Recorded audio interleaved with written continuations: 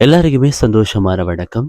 யாழ்ப்பாணத்துல மானிப்பா என்ற பிரதேசத்துல ஒரு முதியவர் ஒருவர் தன்னை எந்த ஒரு முதியோர் இல்லமும் பொறுப்பேற்காததால தன்னை கருணை கொலையாவது செய்து விடுங்கள் என்று சொல்லியிருக்கிறார்.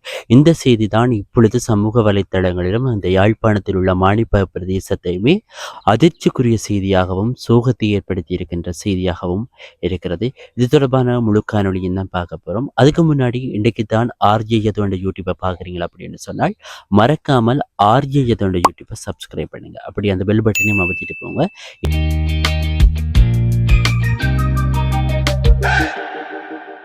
யாழ்ப்பாணத்தில் உள்ள மானிப்ப பகுதியில் எந்த ஒரு முதியோர் இல்லத்தாலும் பொறுப்பேற்கப்படாத நிலையில் உள்ள என்னை குறைந்தபட்சம் கருணை கொலையாவது செய்ய வேண்டும் என்று சொல்லி முதியவர் ஒருவர் கோரிக்கை விடுத்திருக்கின்றார். இளைய தம்பதி ஜெயக்குமார் எனப்படும் குறித்த முதியவர் தற்போது மானிப்பாய் வீதியில் உள்ள உதயதாரகை சனசமூக நிலையத்தில் தஞ்சமடைந்துள்ளதாகவும் ஒரு காலில்லாத நிலையில் உள்ள அவரை பொறுப்பேற்பதற்கு எந்த ஒரு முதியோர் இல்லங்களும் இதுவரை முன்வரவில்லையாம். இந்த நிலையில தான் கிராம மக்கள் ஒன்றிணைந்து கிராம அலுவலருக்கு எழுதிய கடிதத்தின் விளைவாகவும் தொடர் நடவடிக்கை காரணமாகவும் அந்த முதியவரை பொருத்தமான முதியோர் இல்லத்தில் சேர்க்க வேண்டும் என்று சொல்லி J88 கிராம அலுவலர் பிரிவின் கிராம அலுவலர் சிபாரிசு செய்திருக்கின்றாராம்.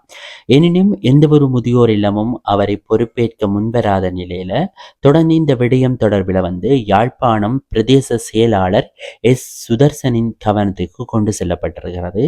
இதற்கமைய அவர் படகில் உள்ள முதியோர் இல்லம் ஒன்றில் அந்த முதியவரை இணைத்துக் கொள்ளுமாறு கடிதமும் வழங்கியிருக்கின்றார்.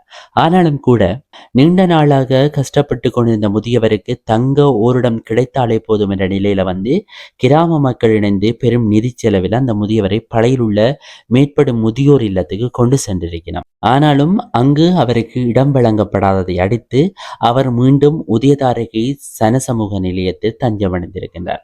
இதனை அடுத்து அவர் எந்த ஒரு முதியோர் இல்லமோ அல்லது அமைப்போ நிறுவனமோ பொறுப்பேற்காத பட்சத்துல குறைந்தபட்சம் தன்னை கருணை கொலையாவது செய்ய வேண்டும் என்று சொல்லி அவர் கோரிக்கை விடுத்திருக்கின்றார். இந்த செய்தி பல பேரை சோகத்துக்குட்படுத்தியிருக்கின்றது. உண்மையாவே இந்த செய்தியை கேட்ட பிறகு பல பேர் முன்வருவீர்கள். இந்த உலகத்துல பல பேர் பல சேவைகளை வழங்கி கொண்டிருக்கிறீர்கள். உண்மையில் இந்த செய்தியை கேட்ட பிறகு இவ்வாறான சேவைகளை செய்பவர்களுக்கு இந்த செய்தியை அனுப்புங்க அப்படின்னு சொல்லி கேட்டுக்கொள்கிறேன். நன்றி. என்னும் ஒரு காணொலியில் உங்களை சந்திக்கும் வரை என்னிடம் அருமைத்துடன் ஆர்ஜே யதுஷன் சிவா.